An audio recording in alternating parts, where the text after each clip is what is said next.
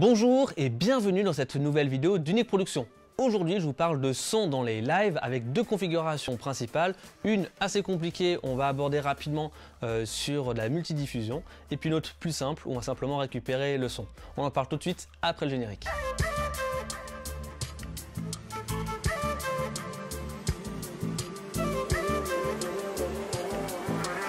Alors, je m'appelle Étienne, je suis le cofondateur de l'agence et si vous voulez nous aider à faire connaître cette vidéo au plus grand nombre, je vous invite à la liker et à me laisser des commentaires, je répondrai personnellement. Alors aujourd'hui, je vous parle de son dans les lives avec notamment une grosse console qui sera plutôt gérée par un ingénieur de son pour faire des choses un peu complexes. Je vous donnerai les grandes lignes. Une console plus simple pour faire des lives avec plutôt une prise de son directe. Et puis le petit zoom qui peut être là vraiment dans les configurations vraiment limitées mais qui est tout aussi intéressant. Alors pourquoi est-ce qu'on a ce type de console? En fait tout simplement parce que selon ce que l'on va diffuser, on aura besoin de faire une chose qui s'appelle le N-1. En gros, c'est envoyer le son d'une certaine manière, mais pas partout. En fait, la principale différence va être de savoir si on a une interaction avec un public à distance ou pas durant le live.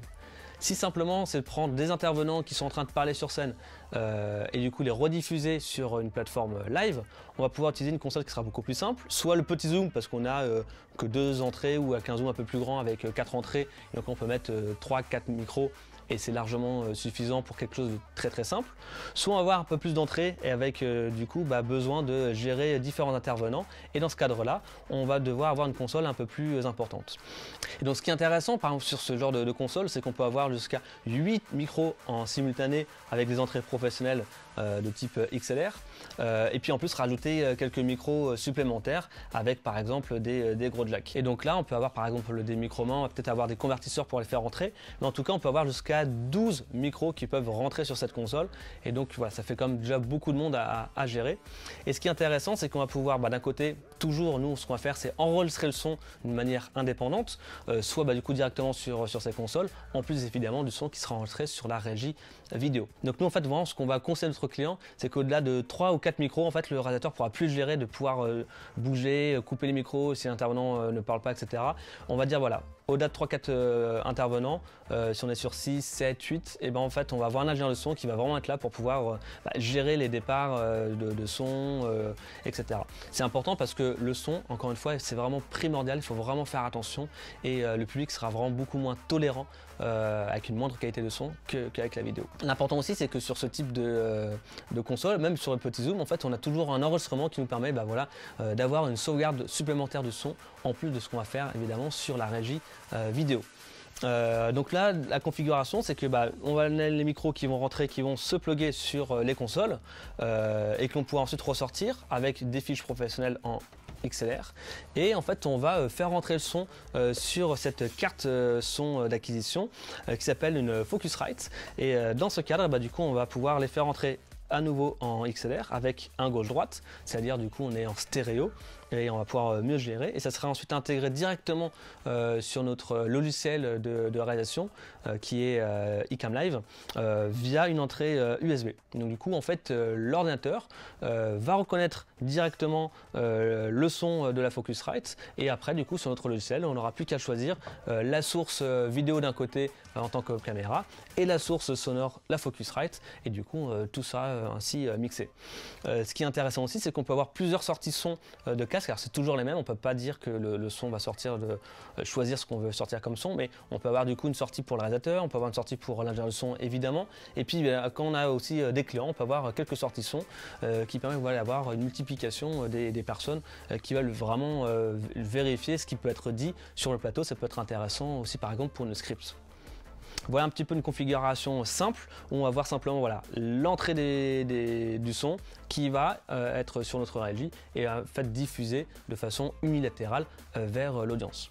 Lorsqu'on est sur des configurations avec de l'interaction, c'est-à-dire qu'on va avoir un public ou un intervenant extérieur, par exemple on peut avoir 3-4 intervenants sur un plateau et ensuite 2, 3, 5 personnes ou même une seule qui seront à distance par exemple via une réunion Zoom ou Teams. On va devoir utiliser une console son beaucoup plus complexe de ce type-là. Nous on est parti sur Allen & Health, la QU16, qui est du coup un bon modèle.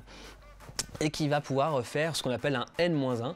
Le principe en fait est de pouvoir recueillir le son de la réunion à distance, de pouvoir l'envoyer sur le plateau via des enceintes pour que du coup les gens puissent entendre ce qui se dit sur la réunion, de récupérer le son des intervenants qui sont par exemple 6 sur le plateau et de l'envoyer à nouveau dans la réunion sans envoyer le son qui était récupéré de la réunion. Et donc c'est cette chose à faire qui fait qu'on a besoin d'avoir une console qui permette de différencier les différentes entrées et sons et sorties de son selon ce qu'on veut envoyer. Donc là par exemple sur cette configuration qu'on a fait dernièrement, on avait 6 entrées de micro, donc du coup les intervenants qui étaient sur place.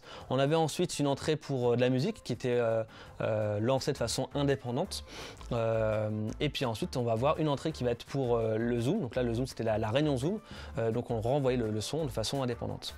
Ce qui est intéressant, c'est qu'on va pouvoir du coup avoir des configurations qu'on va pouvoir gérer de ce côté-là. En appuyant sur chaque bouton, on va pouvoir gérer les niveaux de sortie, par exemple sur la réunion Zoom qui sera par ici, dire bah voilà en fait on veut l'envoyer un petit peu moins fort, et préconfigurer aussi les volumes de chaque micro des intervenants, et tout sera rappelé par tout ça.